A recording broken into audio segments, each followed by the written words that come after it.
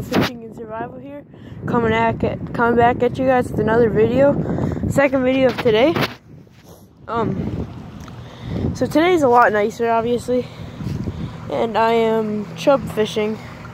Same spot as last time, nicer. Don't got to worry about being downpoured on. I do not have a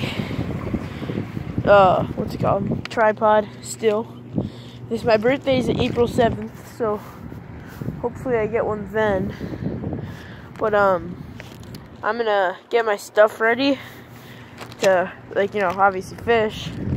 Get all my gear, cause I'm already at the creek, so just get my stuff baited up, basically. Cast.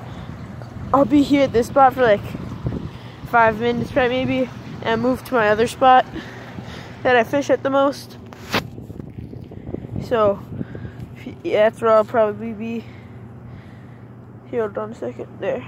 Turn my brightness up so you guys can see this a lot better. Turn it down, actually. There. Okay. So I'm gonna set you guys down for a second, and I'll pick you back up when I'm casting.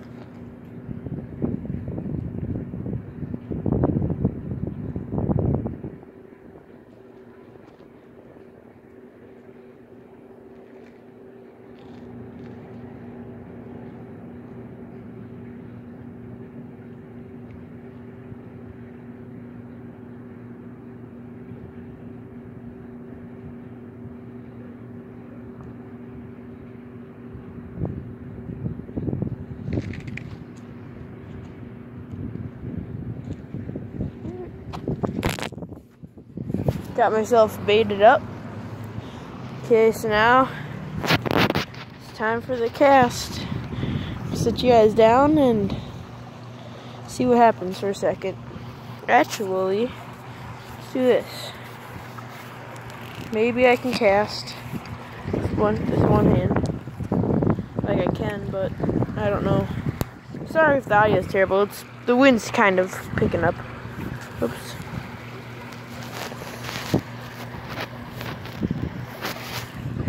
Okay, first cast.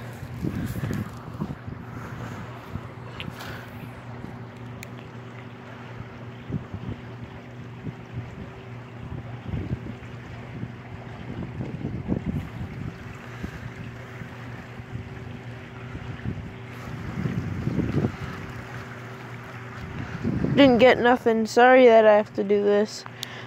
I'll pick you back up once I cast again.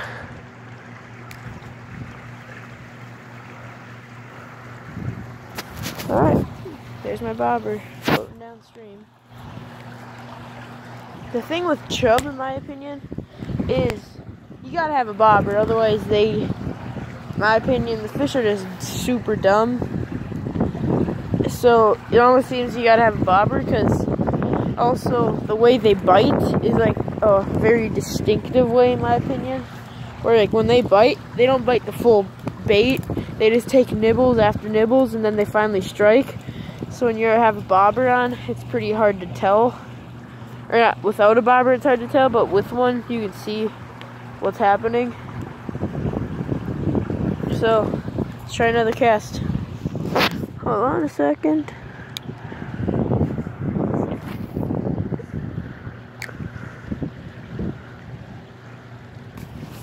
The bobber right there, still going downstream again.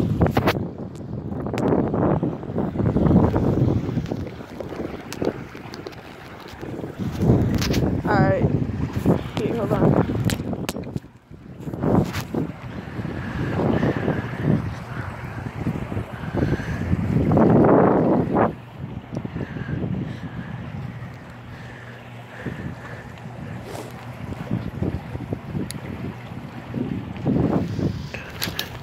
Oops.